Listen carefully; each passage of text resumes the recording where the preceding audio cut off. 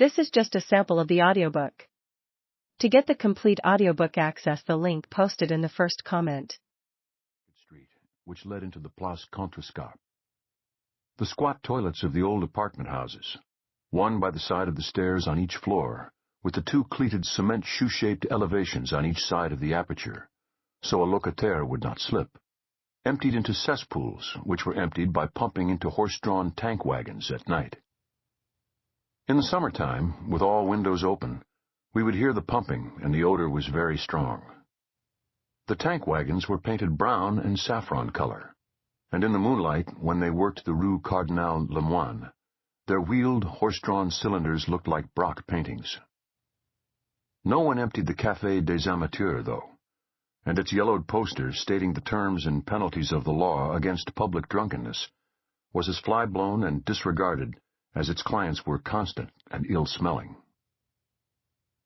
All of the sadness of the city came suddenly with the first cold rains of winter, and there were no more tops to the high white houses as you walked, but only the wet blackness of the street and the closed doors of the small shops, the herb sellers, the stationery and the newspaper shops, the midwife, second class, and the hotel where Verlaine had died, where I had a room on the top floor where I worked.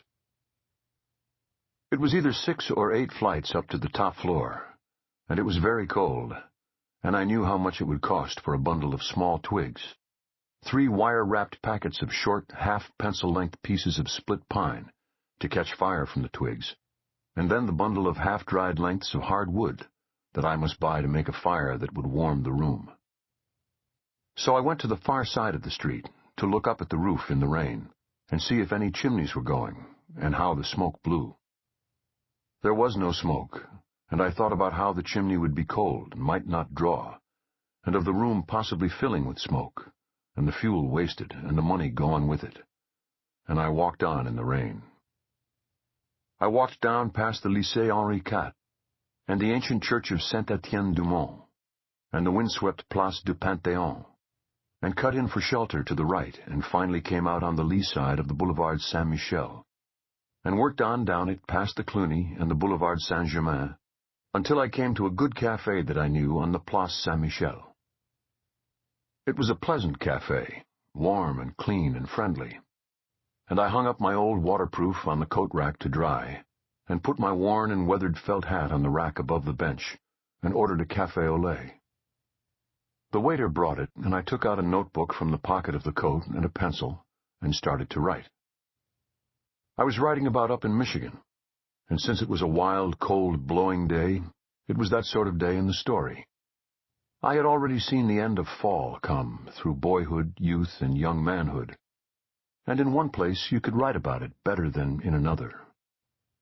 That was called transplanting yourself, I thought, and it could be as necessary with people as with other sorts of growing things. But in the story the boys were drinking, and this made me thirsty, and I ordered a rum St. James. This tasted wonderful on the cold day, and I kept on writing, feeling very well and feeling the good Martinique rum warm me all through my body and my spirit. A girl came in the café and sat by herself at a table near the window. She was very pretty, with a face fresh as a newly minted coin, if they minted coins in smooth flesh with rain-freshened skin, and her hair was black as a crow's wing and cut sharply and diagonally across her cheek. I looked at her, and she disturbed me and made me very excited. I wished I could put her in the story, or anywhere, but she had placed herself so she could watch the street and the entry, and I knew she was waiting for someone, so I went on writing. The story was writing itself, and I was having a hard time keeping up with it. I ordered another rum St. James, and I watched the girl whenever I looked up, or when I sharpened the pencil with a pencil sharpener with the shavings curling into the saucer under my drink. I've seen you, beauty, and you belong to me now. Whoever you're waiting for, and if I never see you again, I thought. You belong to me, and all Paris belongs to me, and I belong to this notebook and this pencil. Then I went back to writing, and I entered far into the story and was lost in it. I was writing it now, and it was not writing itself, and I did not look up, nor know anything about the time, nor think where I was, nor order any more rum St. James. I was tired of rum St. James without thinking about it. Then the story was finished, and I was very tired. I read the last paragraph, and then I looked up and looked for the girl, and she had gone. I hope she's gone with a good man, I thought. But I felt sad. I closed up the story in the notebook and put it in my inside pocket, and I asked the waiter for a dozen Portuguese and a half carafe of the dry white wine they had there. After writing a story, I was always empty and both sad and happy, as though I had made love.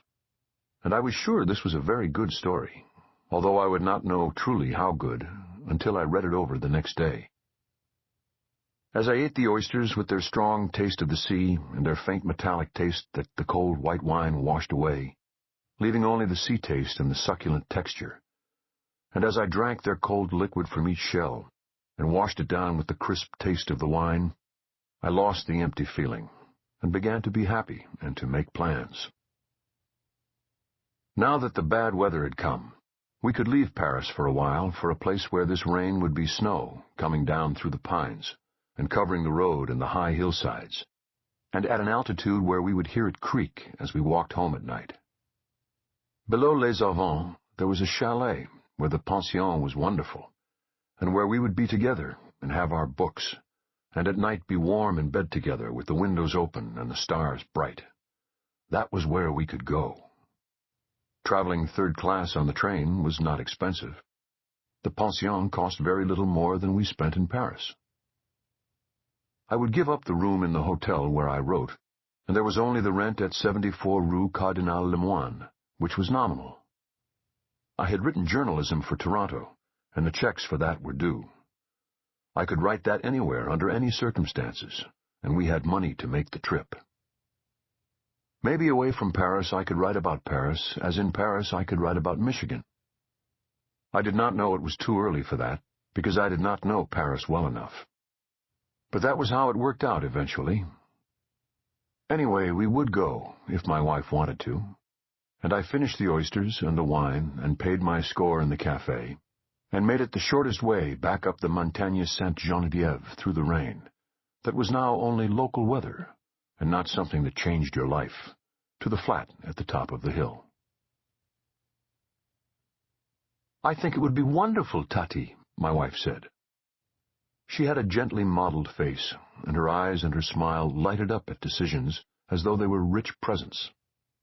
"When should we leave?" "Whenever you want." "Oh, I want to right away. Didn't you know?"